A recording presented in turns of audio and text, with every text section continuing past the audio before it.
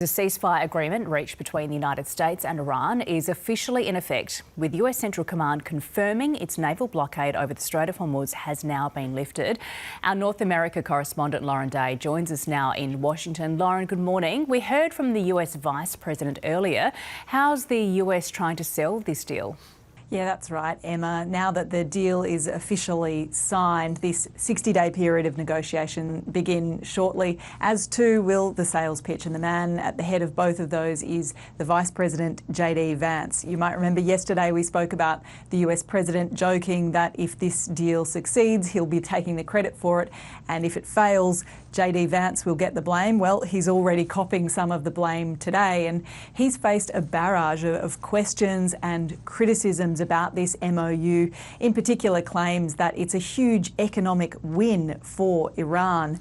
Now, he has defended that and denied those claims. He says that all of the economic benefits for Iran are contingent on them complying with this deal and changing their behaviour. But when you read the text of this MOU, that's not entirely the case. The US will, for example, unfreeze assets and release restricted funds upon the implementation of this MOU, and Iran can also immediately begin selling oil and fuel. And we've already seen US Central Command announce that that naval blockade has been lifted. So this could mean billions of dollars now flowing to Iran.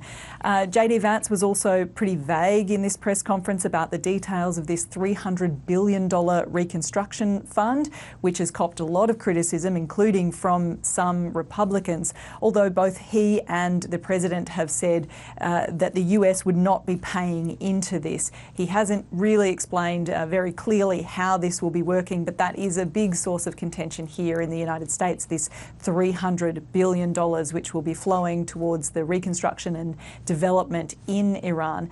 But the most extraordinary moment in this press conference came when Vice President JD Vance responded to Israeli criticism of the MOU. Have a listen to what he had to say earlier. Donald J. Trump is the only head of state in the entire world who is sympathetic to the nation of Israel at this moment in time. And he happens to be the head of state of the world's superpower. If I was in the cabinet of the Israeli government, I might not be attacking the only powerful ally that I have anywhere left in the entire world.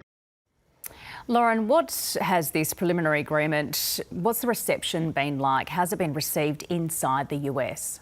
Yeah, Emma, you might remember that when Donald Trump launched this war, he angered a lot of people within the America First non-interventionist base. And now it appears that he is angering a lot of the hawks within the GOP as well, who are really upset with this deal, who feel that it gives away far too much from the US for far too little in return from Iran.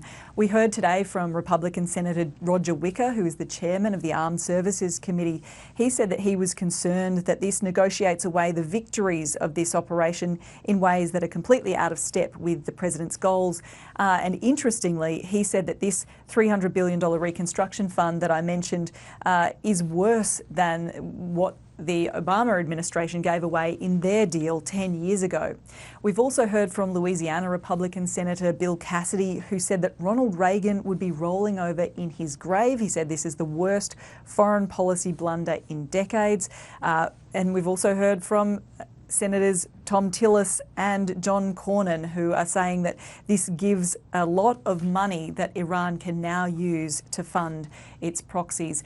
Donald Trump has responded to this criticism in exactly the manner that you might expect. He's come out on Truth Social slamming these opponents as fools. He said they are either jealous, bad people, or stupid. Now, we also heard a short time ago from Iran's supreme leader. This was the first time we had heard him respond since this MOU was signed. He released a written statement on Iranian state media saying that the US president had made this deal out of desperation, and he said that Iran won't submit to excessive demands, but he did endorse these face-to-face talks that will now take place. So clearly both sides are now on the PR offensive, trying to sell this deal as a win, but really this period of negotiations, this is where the hard work starts.